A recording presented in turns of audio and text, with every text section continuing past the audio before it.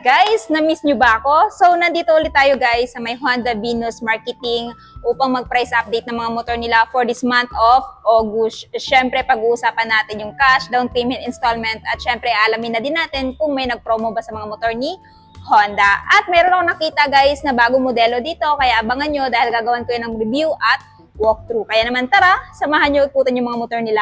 Let's go! Meron silang available dito ngayon guys na entry-level sports bike ni Honda. Walang iba kundi si Honda CBR 150R. Ayan, sa mga naghahanap ng entry-level sports bike, meron silang isang unit na available dito.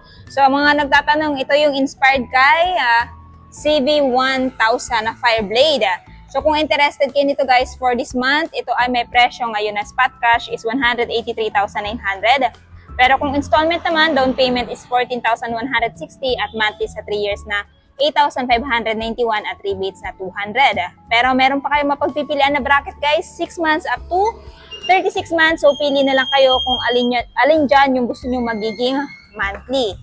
Ayan, meron silang isang unit na available. Ito naman yung pang off-road nila ng motor. Ito guys ay mabibili mo lamang ng spot cash. So this one is non-street legal. Ginagamit lang to pang, ayan, motocross or pang gaming, no?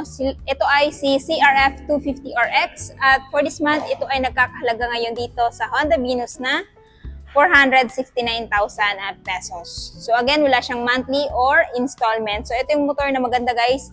And pang off-road gaming kasi kita nyo naman. Napaka-loaded na to. Ayan o, naka-inverted telescopic fork na siya. Tapos pagdating sa kanyang single disc, naka-dual pot na yan. And then pagdating sa tambucho, kita nyo naman guys, apakaangas. So na-review ko na to guys. Comment down below kung gusto nyo to gawan ko ng update review dahil, ayan, na-review ko na to sa aking channel. Pero kung naghanap kayo ng, ayan, XRM, of course, meron silang available dito na dual sports, color blue. So, si Honda XRM 125 Dual Sports, kung interested ka nito, maganda kasi itong motor na to guys, pang araw-araw, or di naman kaya gamitin pang semi-off-road motorcycle. Ito ay may presyo ngayon na, ayan, 71,900. Pero kung gusto nyo ng installment, down payment is 5,536. At monthly sa 3 years na 3,430 at rebates na 200. So, again, itong motor na to, maganda din ito gamitin sa off-road kasi ito ay, ayan, inspired kay CRF at pagdating sa gulong, kita nyo naman guys, ayan o, medyo naka-spike na, tapos yung body build niya, pang off-road din. Then pwede din siya pang araw-araw since napaka-fuel efficient nito at pwede siya pang pasok sa trabaho or sa school.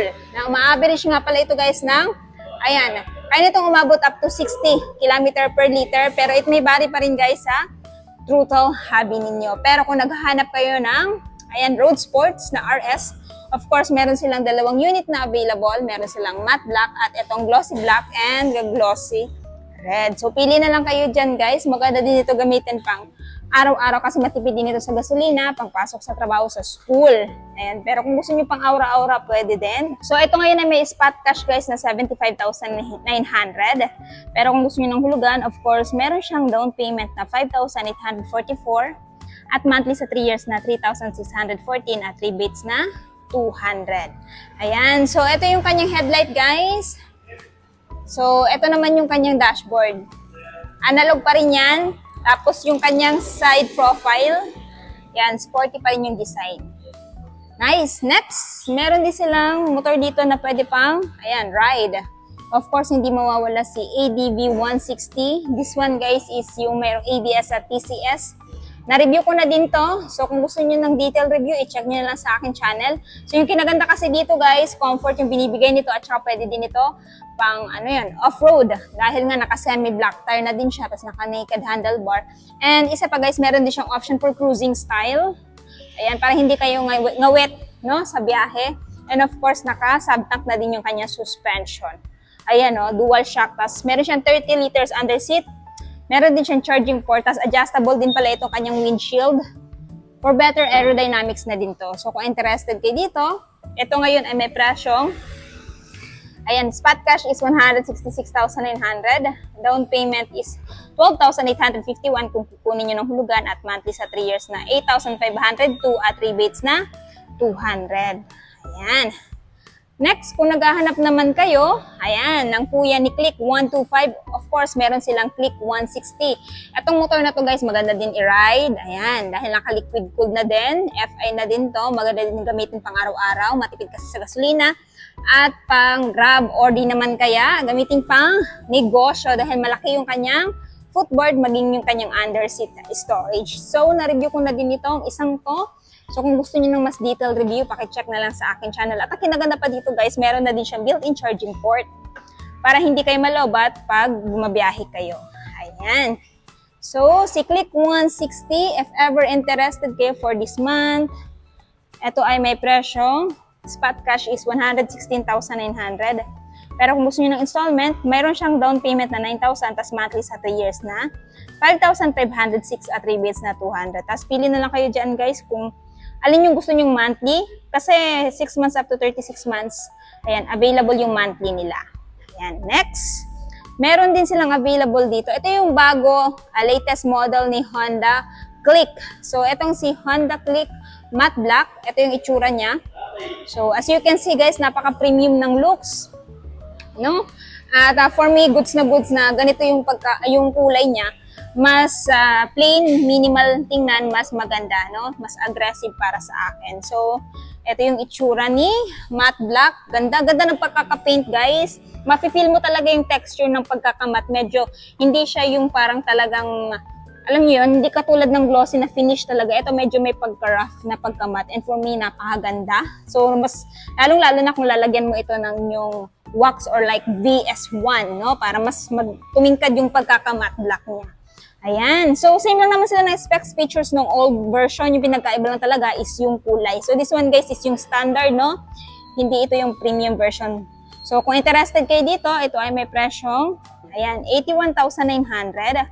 Pero kung gusto nyo ng hulugan, of course, meron siyang down payment na 6,306 at monthly sa 3 years na 3,893 at rebates na 200. So, Click guys, magandang motor pang araw-araw kasi yung motor natin is si Click and uma-average ako ng 50 km per liter pero it may vary pa rin sa throttle hobby ko. Next, ayan, kung gusto nyo naman ng motor na pangpasada, of course, hindi mawawala si TMX 125 Alpha. So, meron silang black na available na kulay dito, guys. Ayan. So, kung interested naman kayo, naka-promo siya this month. Ayan. So, spot cash muna tayo is 56,900. Tapos, kung gusto nyo ng down payment, 4,381, nakalas pa ng 2,381. So, magiging 2,000 pesos na lang yung down payment niya. At yung monthly naman sa 3 years ay 2,693, tapos may rebates na 200. So, kung kayo naghahanap kayo ng motor na matipid sa gasolina, pwedeng pang pasada, I highly recommend this one. Pwede din siya gamitin pang araw-araw. Yan. So, highly recommend talaga tong isang ito. Tapos, meron din siyang rear carrier dito. Kaya maglagay ito ng at least 3 kilos. Maglagay kayo ng gamit nyo dito. Ayan, lagyan nyo ng kung ano yung may ilalagay nyo dito. Tapos, generous naman yung seat cushion. Tapos, may malaking fuel tank capacity. Pero kung naghahanap naman kayo ng PCX, ayan, meron silang PCX na premium version. This one guys is old model, no? Kasi alam naman natin yung bagong model, iba na yung itsura niya dito. At the same time, may cover na yung kanyang handlebar. Hindi siya naka-naked. So, this one guys ay naka-promo. Naka-promo siya ngayong buwan at less siya ng 3,000 sa down payment. Pero kung spot cash naman, ayan yung presyo niya, 149,900. Down payment is 11,542 less 3,000. So, magiging, ayan, 8,542 na lamang at monthly sa 3 years na 7,027 at rebates na 200. So, this one guys ay kagaya ng ADB, merong ABS at Honda, selectable torque control. Yun nga lang, hindi pa to nakabaso sa likod. Pero, etong motor na to, highly recommend pang ride kasi nagbibigay ito ng comfort sa inyong rides. Next, ayan.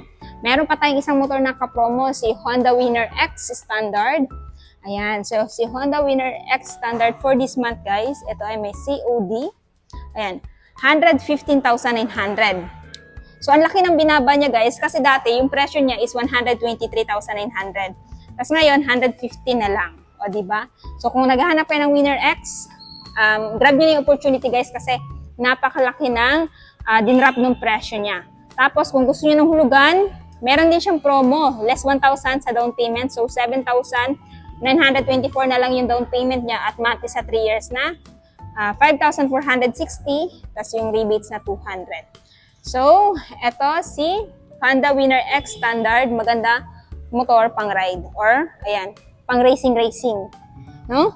Next, eto na yung pinakabago nilang Honda PCX 160, and this one guys is yung standard version. Wala sila nung premium version. So, abangan nyo guys dahil gagawin ko to ng review. So, dito na muna tayo sa presyo. Si Honda PCX 2025 model, ito ngayon ay may presyong 133,400. Pero kung gusto nyo ng hulugan, down payment is 10,272 at monthly sa 3 years na 6,267 at rebates na 200. Ayan. So, ito yung napansin ko talaga guys. Hindi na siya naka-naked. May cover na yung kanyang handlebar. And kahit standard siya guys, meron siyang idling stop system. Ganda. So, naka-keyless system din ito guys. Ito yung kanyang key. So, for me, kung nagtitipid kayo at gusto nyo talaga ng PCX, highly recommend this one. Pero kung gusto nyo naman talaga ng upgraded version pa, doon kayo sa mayroong road sync. Ayan. So, abang-abang kayo kasi gagawin ko to ng review. Aside nga pala sa mga motor nila, ito pa yung mga available na kulay. Ayan. Click 125, new color, 2025, matte black, at syempre itong blue.